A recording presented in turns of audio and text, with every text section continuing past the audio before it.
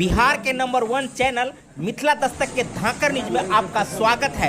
मधुबनी में जाली नोट का बहुत बड़ा खेप बरामद हुई है। मधुबनी जिला के झंझारपुर थाना अंतर्गत नॉर्थ ईस्ट कॉरिडोर NH-57 के समीप एक युवक को गुप्त सूचना के आधार पर पुलिस ने धर दबोचा है। तलाशी लेने पर उनके पास से नकली नोट बरामद हुए हैं।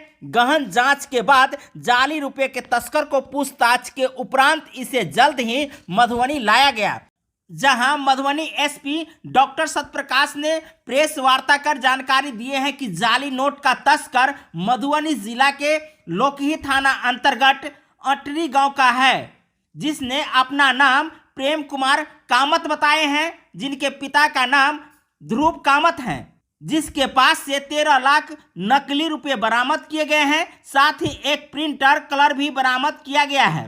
शक यह भी जताया जा रहा है कि मधुबनी जिला भारत नेपाल सीमा पर होने के वजह से नेपाल से भी इसका कनेक्शन हो सकता है। वैसे मधुबनी के SP डॉक्टर सत्यप्रकाश ने इसके संदर्भ में क्या कहे हैं, आइए आपको सुनाते हैं। दिनांक 18 जनवरी को एक सूचना हम लोगों को गुप्त रूप से मिली कि नकली नोटों का एक बड़ा खेप जो है वो झंझारपुर एरिया से गुजरने वाला है। तो इसमें SDPO झंझारपुर के नेतृत्व में एवं SHO झंझारपुर और रूपा कंबोज जो भैरव स्थान थाना अध्यक्ष हैं, और अरविंद कुमार, मनोज कुमार और सशस्त्र बल के और नेहा कुमारी जो पहले वहाँ काम कर चुकी हैं, इन लोगों के नेतृत्व में एक टीम बनाया और टीम को जांच सत्यापन हेतु और पकड़ने के लिए गठित किया गया और सूचना सत्य पाया गया।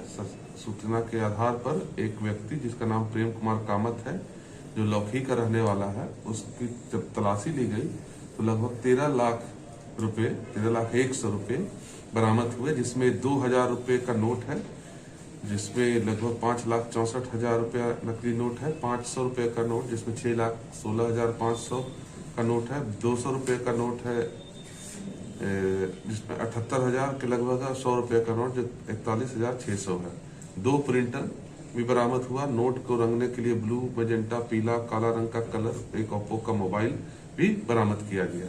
इसके संबंध जो अभी तक पूछताछ से सामने आई है, जो तार कुछ नेपाल से जुड़े हैं या अन्य और भी जो तस्कर हैं, हो सकता है अन्य जगह से ऑपरेट कर रहे हैं, उस पर भी हो सकते हैं। इस संबंध में अभी हम लोग की आगे की कार्रवाई जारी है और जो भी इस टीम में शामिल है उनको पुरस्कृत किया जाएगा। खासकर बॉर्डर एरिया पड़ता है हमारा मधुबनी, तो इसको जांच परख करके ही किसी से लेन देन करें। तमाम बातों की जानकारी मिथिला दस्तक के खास रिपोर्टर आकाश द्वारा दी गई है। साथ में इसके संदर्भ में आपकी क्या प्रतिक्रिया है, कमेंट करके जरूर बताएं। हमारे चैनल मिथिला दस्तक को अब तक आप सब्सक्राइब नहीं किए तो सब्सक्राइब कर लीजिए। बहुत बहुत धन्यवाद। जय हिंद, जय भारत, जय मिथिला।